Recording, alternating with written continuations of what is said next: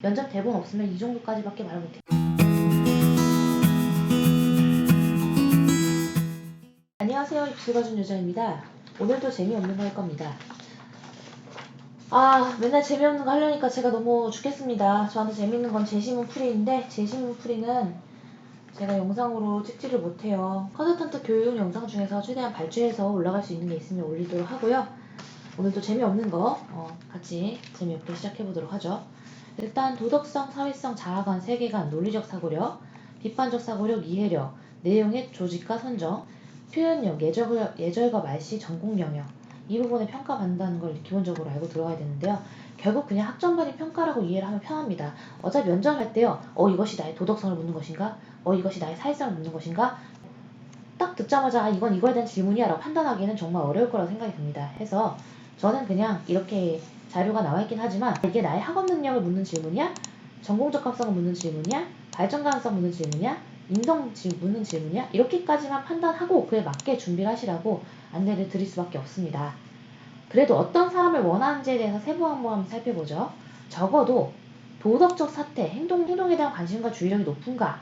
이 부분은 되게 중요하게 따져줘야 되는 부분이라고 생각이 듭니다. 도덕적 이해, 입장이 사회적 정의에 긍정적인가? 이거 되게 중요해요. 왜냐면 단어를 굉장히 부정적으로 쓰는 사람들과 대화를 해보면 너무 피곤해요. 그런데 막 너무 신이 나 있고 사회적 정의나 이런 것에 관심이 있고 사회를 더 좋게 만드는 것에 관심이 있는 사람이다라고 하면 그런 사람과 대화를 하는 건 굉장히 즐겁거든요. 그래서 자신의 입장이 사회적 정의의 긍정적인 입장인지를 생각해보면서 면접 대본을 스스로 검토를 해보시기 바랍니다. 자, 사회성 살펴볼까요? 사회성의 경우엔 대인관계는 공손하고 예절 바른 행동을 보이는가? 자, 근데 이거는 일단 앞에서도 한번 얘기했고 뒤에서도 한 번 더 얘기할 거지만 앉았을 때 자세, 들어갔을 때 인사 이거로 다 그냥 판단이 돼버립니다. 그리고 시선 처리 어떻게 하라 그랬죠? 나에게 질문한 사람을 쳐다보되 그 사람이 이제 다른 어떤 채점을 하거나 해서 이제 나를 쳐다봐주지 않을 때는 그 옆에 사람을 쳐다봐라 이렇게 얘기했죠? 사회 적응도 공동 목표를 위해서 협동하고 자신의 역할을 다하는가? 사회적 수용도 문화 규범 규칙에 어긋나지 않게 자신을 잘 조절하는가? 자아관, 관점의 일관성, 사고 관점이 얼마나 일관성이 있는가? 이거 되게 중요해요. 면접 10분밖에 안 보는데 그 10분 안에 일관성이 틀어져 버리면 합격은 어렵다고 보면 됩니다. 관점의 방향성, 자신이 생각하고 있는 사고의 방향이 얼마나 긍정적인가? 자, 긍정적인가? 되게 중요한 부분이에요. 관심의 깊이와 폭, 사회 문제에 대한 인식의 폭이 어느 정도 풍부한가? 관점의 일관성, 사회 공통의 문제에 대한 견해가 일관성이 있는가? 관점의 개방성, 자신과 다른 관점이거나 사회 문제에 대해 개방적인가? 자, 요거 좀 위험합니다. 그러니까 개방적인 척 하려다가 양비론, 양시론으로 빠지면 안 돼요. 그래서 양시론적으로 빠지지 않게끔 하기 위해서 자기가 어떤 입장을 취하고 있는지는 좀 명확할 필요가 있습니다. 논리적 사고력은 타당한 논의를 근거로 하고 최대한 정확성을 기하려고 하며 사고의 전개에 있어 전후관계가 일치하여 논의하고 있는 핵심에서 벗어나지 않는가를 검토합니다. 비판적 사고력은 다양한 관점에서 진술의 내용을 깊게 이해하고 숨겨진 의미와 사실을 분석함으로써 보다 나은 판단을 이룬 증거를 확인하는가. 말이 어렵죠? 여러분 이것만 잘하시면 돼요. 숨겨진 의미와 사실을 분석함으로써 이게 중요합니다. 질문에 네, 아니요로 대답하는 게 목적이 아니라 저 질문의 의도와 목적을 이해하고 그 질문에 대한 답을 주라는 거죠. 예를 들어서요, 이런 거죠. 학생은 전체적으로 2등급 대 내신인데 수학만 5등급이네요? 라고 질문했어요. 이 친구는 네, 라고 대답했어요. 그럼 대답을 잘한 건가요? 아니겠죠? 자, 이 질문은 이 학생의 학점 발인 중에 뭘 물어보는 거예요? 얘의 학업 능력에 대한 의심인 거잖아요. 그러면 이 친구는 네, 저는 수학적인 측면에서 다른 과목들보다 내신이 낮았던 것은 사실입니다. 하지만 제가 하고자 하는 바가 수학과 좀 관련성이 적은 부분도 있고 더 잘할 수 있는 부분에 집중하다 보니 수학에 대해서 좀 아쉬운 부분을 보여드린 것 같습니다. 하지만 저의 학업 능력에 대해서는 걱정하지 않으셔도 됩니다. 만약에 뭐 시킨다면 그거에 대해서 준비한 바를 얘기하거나 하면 이 친구는 굉장히 학업 능력이 뛰어나구나 라고 생각할 수 있다는 거예요. 다음 이해력, 문제가 요구한 바를 명확하게 파악하고 문제의 핵심과 본질에 초점을 맞추는가. 문제의 사실에 부합하게 포괄적이고 구체적으로 이해하고 있는지를 확인해야 합니다. 내용의 조직과 선정. 내용의 조직. 내용의 조직이 인집성과 통일성을 갖추고 있으며 전체 내용의 단계성과 강조성은 적절한지를 확인하고자 합니다. 내용의 선정. 내용의 선정이 상황에 알맞고 가치 있으며 주어진 시간에 말할 수 있는지를 확인해야 합니다. 표현력, 발음과 성량. 발음이 정확하고 성량과 속도와 어조가 정확한지를 확인해야 합니다. 어휘의 풍부성과 정확성. 어휘가 문맥에 맞고 적절하며 풍부하며 어법에 맞게 표현되어야 하는지를 확인해야 합니다. 표현의 적절성. 참신하고 창의적인 내용을 솔직하게 표현되었는지를 확인해야겠죠. 그래서 면접에 임하는 자세가 자신감이 있고 침착하며 행동과 말씨가 예의 바르고 단정한지를 확인해야 합니다. 그 다음에 전공에 대한 예비 지식과 전공 기술 능력 탐구, 전공에 대한 태도. 한 줄로 되어 있지만 이게 제일 중요합니다. 이것들을 표현력 있게 한다면 합격하는데 큰 무리가 없다는 거죠. 그래서 우리가 아주 재미없는 거 이제 이렇게 검토를 완료했습니다. 재밌는 거 좀 합시다. 면접 체험자들의 조언, 이게 재밌는 거예요. 그래서 하나하나 예시와 사례를 들어가면서 살펴보도록 하죠. 면접 체험자들은 이렇게 조언합니다. 지망학과에 대한 상식이 풍부해야 됩니다. 여러분, 자기만의 노트를 만들어야 해요. 그리고 면접을 보러 가면요, 앉아서 기다리는 시간 동안에 애들이 자기들이 공부해왔던 거를 막 엄청나게 막 이기면서 외우는 거를 보게 될 거예요. 그런데 미리 외워가면 좋겠죠? 그리고 단순 암기보다는 이해를 통한 암기가 더 중요합니다. 그래서 이런 경우도 있어요. 지망학과에 대한 상식은 경제학과의 경우에는 최근에 경제 동향 같은 거 되게 중요하겠죠. 최근에 코스닥이랑 코스피가 어떤가요? 일주일 동안 열심히 내려가고 있어요. 그래서 코스닥과 코스피가 왜 안 좋아질까 생각하면 한두 달 전에 있었던 일본에서의 수출 규제 영향이 돼서 상황이 이렇게 된 걸로 볼 수 있을 것 같고요. 그 외에 또 어떤 문제가 있을까요? 법학과라면 최근에 조국 이슈에 대해서도 얘기할 수 있을 것 같고요. 대학에서는 사실 원하는 바가 되게 명확해요. 이미 전공에 대한 감각이 어느 정도 갖춰져 있는 학생들을 선발하기 원한다는 거죠. 자, 소신과 포부를 당당히 밝혀라. 여기서 제가 이제 해줄 수 있는 코멘트는 뭐가 있을까요? 간혹 학생들이 제가 이제 강의를 해줄 때 많이 물어보더라고요. 선생님, 교수님들이 보기에 너무 건방져 보이지 않을까요? 네, 건방져 보여도 상관없습니다. 기본적으로 학종은 예전에 미국의 입학사정관 제도를 가져온 거죠. 미국의 제도를 가져와서 한국형으로 변형하긴 했지만 여전히 미국의 제도의 성격을 갖고 있습니다. 입학사정관 제도는 그 사람의 소신과 포부를 통해서 그 사람의 미래 발전한 가능성을 예측하는 제도예요. 해서 여러분들이 소신과 포부를 당당히 밝혀야 합니다. 그리고 구체적이어야 하고요. 그런데 스스로 한번 들어보기에 허황된 소리인지 아닌지를 확인을 해봐야 될 것 같습니다. 예를 들어서 밑도 끝도 없이 저는 대통령이 될 거예요 라고 말한다면 아마도 그 면접을 보는 사람은 저 사람이 좀 허황된 사람이라고 생각할 수 있지 않을까요? 그런데 만약에 대통령을 똑같이 꿈으로 한다고 하더라도 저는 20대에 최연소 시의원이 될 생각을 하고 있습니다. 그리고 이제 무슨 시에서 어떻게 준비를 해서 도의원 쪽도 일을 해보고 싶습니다. 그 시에서 필요한 가장 중요한 것들을 꼼꼼하게 검토하고 계속적으로 알아볼 수 있는 위치라고 생각하기 때문입니다. 대통령은 결정을 내려줘야 되는 일인데 이런 막중한 임무를 수행하기 위해서는 어떤 권한이 어떤 결과로 이어지는지에 대해서 명확히 알아야 된다고 생각합니다. 저 스스로도 윤리적으로 제가 바른 길을 나아가고 있는지를 확인하고 검토하면서 성장하는 인물이 되어나갈 것입니다. 이렇게 자기의 소신과 포부를 당당히 밝히면서 대답은 상세하고 명확해야 한다. 조금 길게 느껴졌을 수 있어요. 왜냐하면 제가 대본 없이 말을 하다 보니까. 하지만 여러분들은 대본을 가지고 얘기를 하게 될 것이고 그런 경우에는 훨씬 더 컴팩트하게 설명할 수 있는 거죠. 제가 왜 굳이 대본을 가지고 얘기하지 않냐면 저는 그래도 말을 잘하는 편이에요. 대본 없이도. 하지만 이건 제 일이고 11년 동안 면접 컨설팅 가르치면서 이 정도 그나마 하는 건데 11년 동안 면접 컨설팅 가르치는 사람도 면접 대본 없으면 이 정도까지밖에 말을 못해. 이 정도면 말 잘하는 거예요. 그러니까 대본 명확하게 짜시고 대본의 길이는 4줄 정도.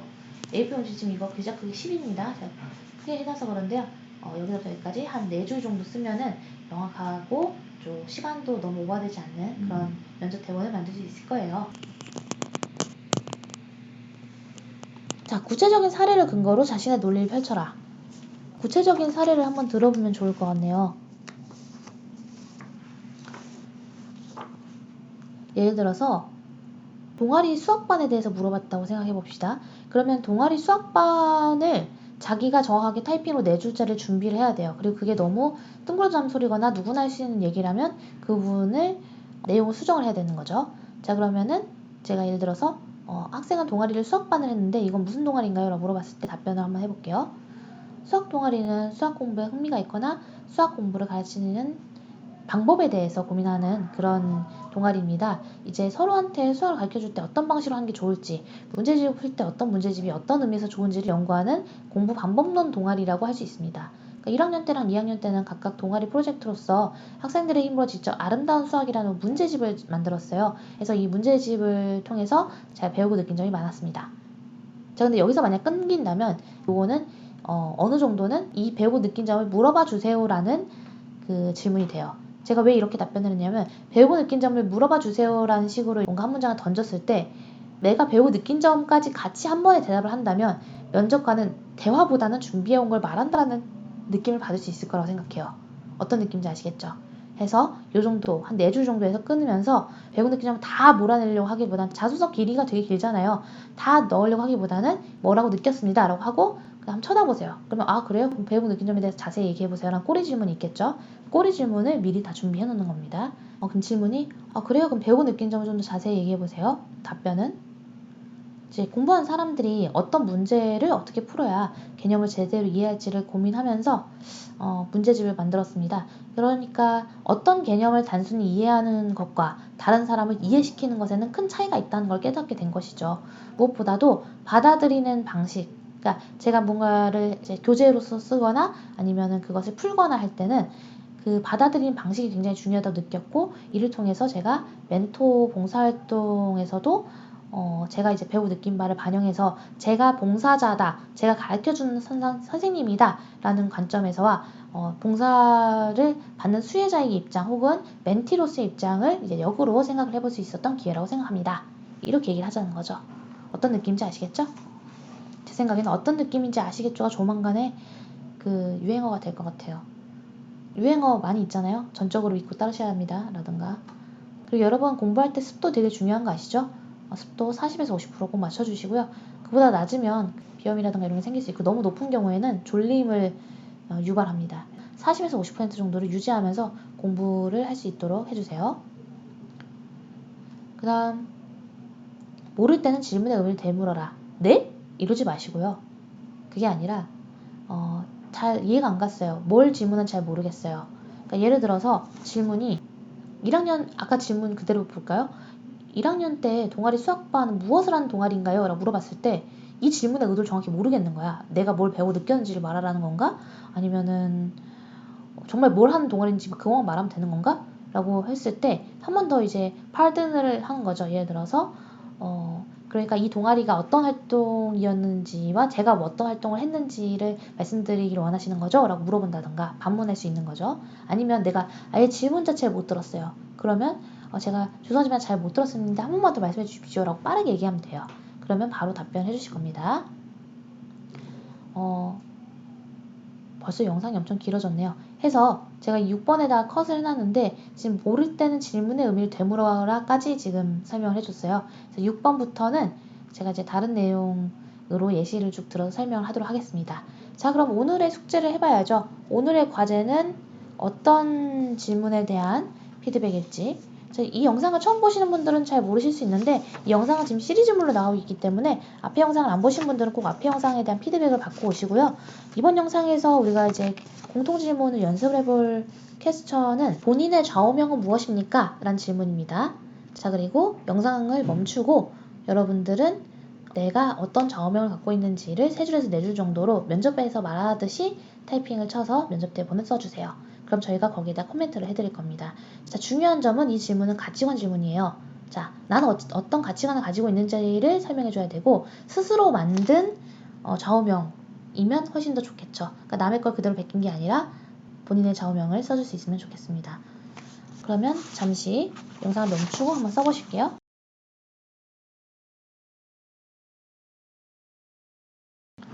자, 대본이 없지만 만약 면접에서 이런 질문을 받았다면 저는 이렇게 대답을 하겠습니다. 저의 좌우명은 모든 것을 명확하게 하자입니다. 사실은 이제 제가 정치외교학과와 법학과를 같이 준비했습니다. 그러면서 굉장히 어려움을 느꼈습니다. 왜냐하면 제가 하고 싶은 분야는 법이었는데 정치외교학으로 해서 또 국제법 분야의 종사자가 되고 싶다는 마음도 있어서 양쪽을 다 배우고 싶다는 마음이 굉장히 컸습니다. 이 고민의 과정에서 제가 원래 갖고 있었던 저의 좌우명에 대해서 떠올리게 되었습니다. 저의 좌우명은 모든 것을 명확하게 하자 혹은 노선을 분명하게 하자입니다. 그래서 그 좌우명을 다시 곱씹으면서 제가 하고 싶은 말을 명확하게 할 수 있었고, 저는 국제법 전문가가 되겠다는 명확한 꿈을 갖고 있기 때문에 정치외교학과와 법학과에 동시에 지원할 수 있었고, 동시에 1차 서류를 합격할 수 있었습니다. 어느 쪽에서 뽑아주시든지 저는 국제법 전문가로서 정치외교적으로도 국내에 더 좋은 부분을 선사하고 법학적인 성장도 가져올 수 있는 그런 법학도가 될 수 있을 거라고 생각합니다. 어때요? 괜찮나요? 네. 역시 대본 없이 말하는 건 참 쉽지 않네요. 자, 그러면 이번 내용은 여기까지 하고요. 다음 영상에서 또 이 면접 체험자들의 조언과 각각의 사례에 대해서 들어보도록 할게요. 그래서 지금 영상은 최대한 조용하게 찍고 있어요. 그래서 뭐 밤에 자기 전에, 제가 재미없는 내용이라고 여러분 얘기하잖아요. 밤에 자기 전에 한 번씩 들어보시고, 그리고 되도록이면 회사에서 진행하는 그 대면 컨설팅을 꼭 받으시기 바랍니다. 비싸요. 그래서 그 비용을 감당하지 못하시는 분들을 위해서 영상 강의가 나가는 거고요. 비용이 감당할 수 있다라고 하면 무조건 대면 컨설팅이 훨씬 더 합격 가능성이 높고, 제가 어느 정도 책임을 지고 진행을 한 부분이 많으니까요. 많이 찾아와 주시기 바랍니다. 그러면 다음 영상에서 만나요. 안녕.